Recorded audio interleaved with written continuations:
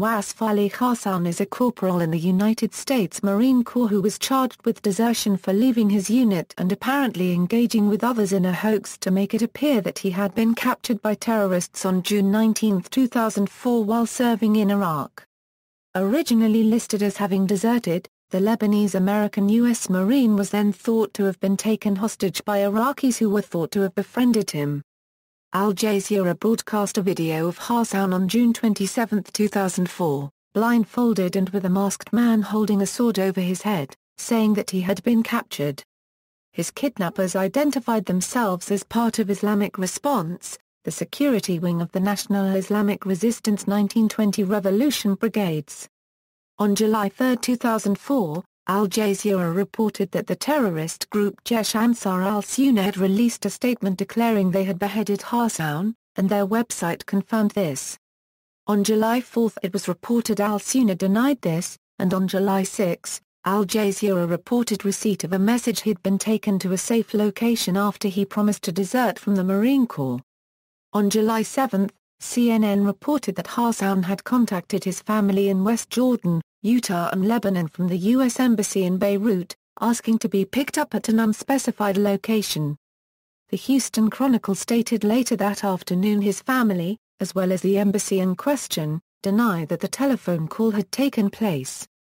On July 8, U.S. State Department spokesman Richard A. Boucher announced that Hassoun had arrived at the embassy in Beirut at 11 a.m. EDT, and was in good health.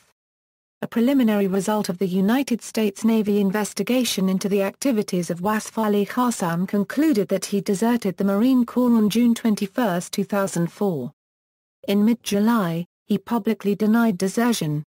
On December 9, 2004, the Pentagon announced that Hassoun would be charged with desertion, larceny and wrongful disposition of military property in connection with his service-issued M9 pistol that disappeared with him and never turned up.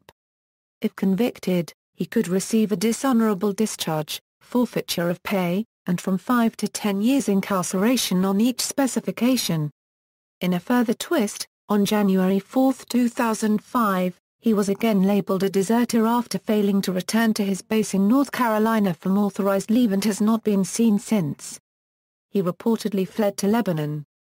On June 29, 2014, Hassoun was reported to have turned himself in to U.S. authorities on the charges of desertion.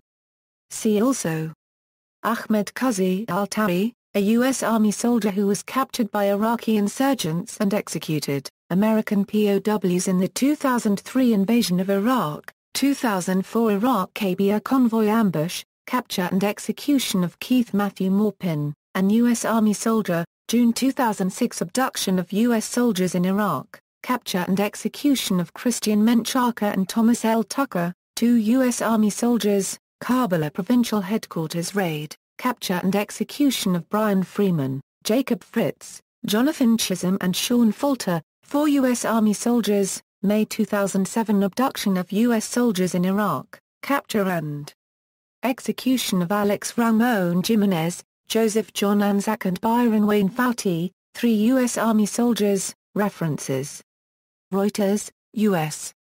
Military says Marine missing in Iraq. Reuters, militants say abducted U.S. soldier beheaded in Iraq. Courier Mail, Marine set free, missing Marine has not called, family says. Reuters report of confirmation of Hassoun's arrival at the U.S. Embassy. BBC report on second desertion.